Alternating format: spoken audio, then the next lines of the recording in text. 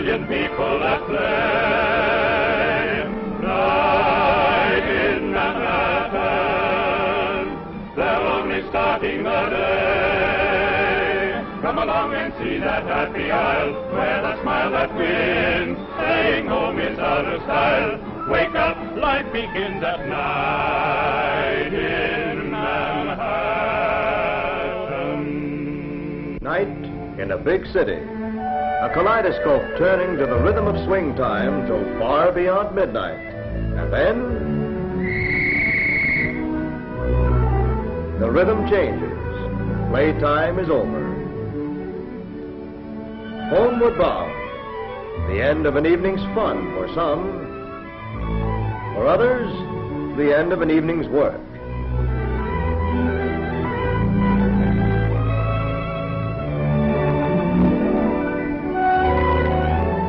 The bright lights are no longer bright. The streets become quiet. Even steel and stone lose themselves in the dark stillness. And at last, the city is asleep.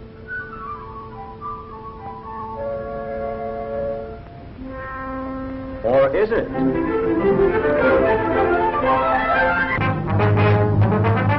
No, a vital part of the city is very much awake. Thousands of men, thousands of trucks, the life stream of any community, flowing tonight and every night, so that tomorrow morning the city will be able to carry on as usual. Men and trucks, working while the city sleeps. Working so evenly, so smoothly, that they and the important things they bring are taken for granted. We couldn't easily exist without them, for they provide us with the very necessities of daily living.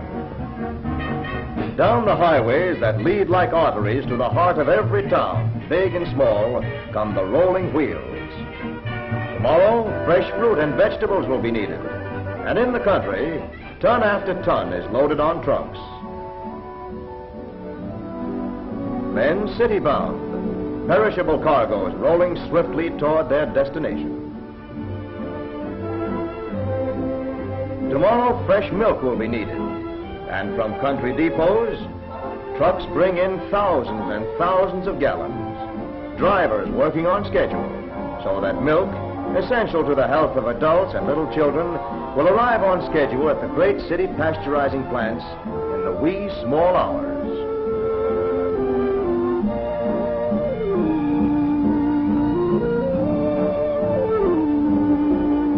And moving forward steadily as the hands of the clock, a mighty flow of men and machines on every highway, so that you and I may have fuel for our cars tomorrow. So that you and I may read the newspapers tomorrow. So that tomorrow we may have electric power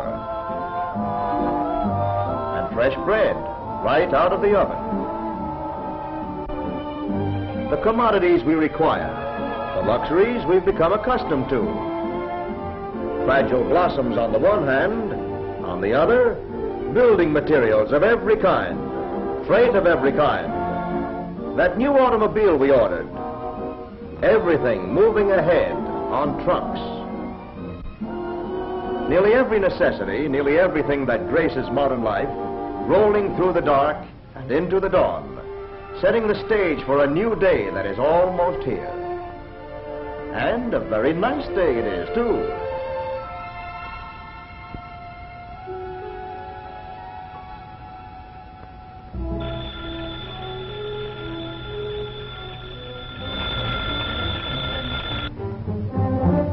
Come on, friend. Let's get up.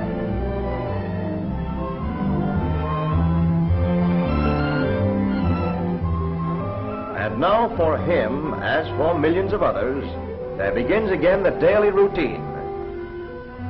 An immediate flood of clear, sparkling water. Commonplace, not worth a second thought. But commonplace only because of careful maintenance. Because night after night, watchful crews care for the giant pipelines, keep the water flowing. Commonplace, too, the electric toaster at the breakfast table. But behind the glowing coils are more men and more trucks in the night, maintaining power lines, doing difficult jobs that have to be done right. So that toasters toast, percolators perk, and electricity is available for any use at any time. Let's look at this typical breakfast, examine it more carefully, and find out just how it got on the table. Orange juice, of oranges arriving regularly from Florida or California. And there are trucks in the picture. Fresh cream, rich and smooth, carried 100 miles only a few hours ago by truck.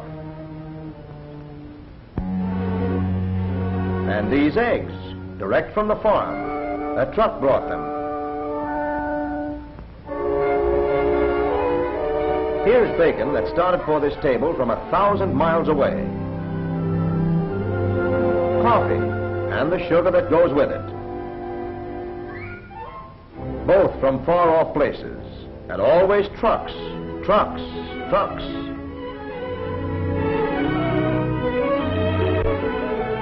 Yes, every morning when people awake in big cities or in the smallest villages, they find markets crowded with good things to eat. Fresh good things brought by truck from every point on the map.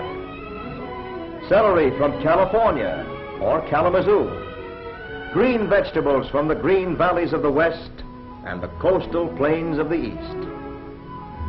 Potatoes from New Jersey, Maine, Idaho.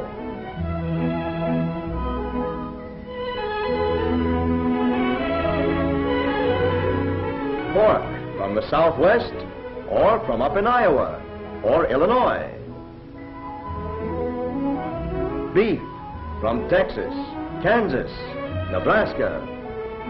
At the markets, fresh food of every variety, originating in 1,000 places. And at stores, fresh merchandise, thanks to trucks. Household articles of all kinds, originating in manufacturing plants throughout America. Refrigerators loaded in Ohio or Michigan for delivery in Oregon or Georgia. Furniture built in Chicago and Grand Rapids, starting off by truck for New Orleans and Baltimore. Fabrics from the South, from the Eastern Seaboard, clothing, dresses from New York, gloves from New England, manufactured goods of every variety brought in by truck, and raw materials too, products of the rich American earth, backbone of America's industries. These too travel by truck, for where the truck is concerned, no job is too tough or too big. Powerful and sturdy, convenient, economical, fast. No wonder trucks play so large a part in carrying the nation's freight. And the Ford Motor Company, proud of having pioneered low-cost personal transportation for millions, is equally proud of the Ford V8 truck, which brings to more millions at lower cost the best things in life. For 20 years, Ford-built trucks have played feature roles in the vital drama of transportation, a drama of machines and of men, men who are courteous, efficient, courageous, machines that are dependable, rugged. Together, trucks and the men who drive them are helping to maintain in America the highest standard of living the world has ever known.